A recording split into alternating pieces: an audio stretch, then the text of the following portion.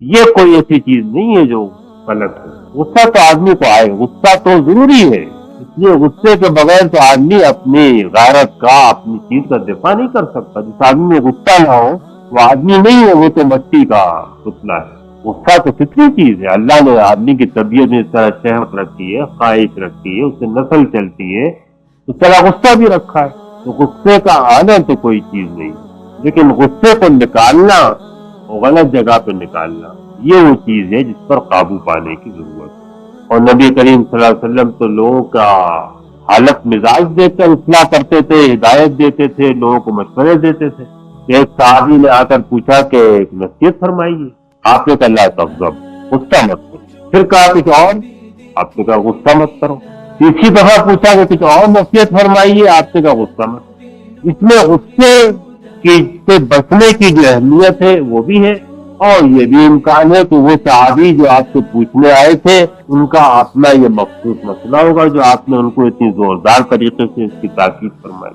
پھر غصے سے بچنے کی ترکیبیں بھی آپ نے تعلیم فرمائی۔ غصہ آ رہا ہو تو آدمی کھڑا ہو تو بیٹھ جائے، بیٹھا ہو تو لیٹ جائے۔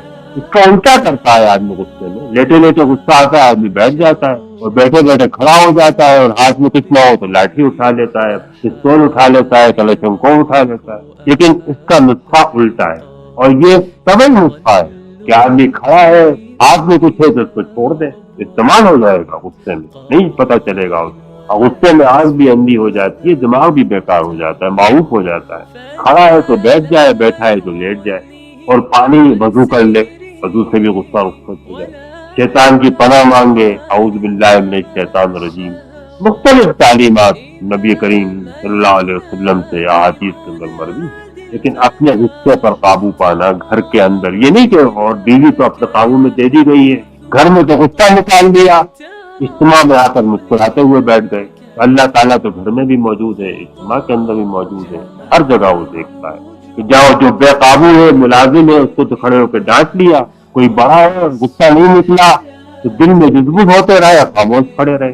تو یہ بھی دو رنگی جو ہے ہر جگہ، جو بے قابو ہے وہ تو زیادہ اس کا مستحق ہے کہ آدمی اس کے اوپر غصہ نہ نکالے۔ جو کمزور ہے، بے قابو ہے، آپ کے اختیار میں دے دیا گیا ہے، وہ کارکن ہے، دفتر کا ملازم ہے، گھر کا نوکر ہے، کمزور عورت ہے، اگر وہ آپ کے قابو میں دے دی گئی وہ زیادہ اس کے مستحق ہے۔ اس کے اوپر آدمی غصے میں بہادر ہے تو آدمی اپنے سے طاقتور میں غصہ نکالے، لیکن آدمی اپنے سے کمزور کو تلاش کر دے تو غصہ نکالتا ہے، اور طاقتور کے آگے اپنے دل میں کینہ رکھتا ہے کہ جب موقع پاؤں گا تو وار کروں گا، ایک دوسری برائی کے اندر مبتلا ہوتا ہے۔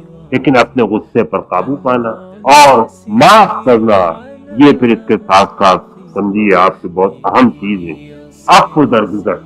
چنانچہ قرآن مجید نے دونوں کا ذکر ساتھ ساتھ فرمایا ہے، الکاظمین الغیظ والعافین عن الناس، غصے کو پینے والے لوگوں کو معاف کرو۔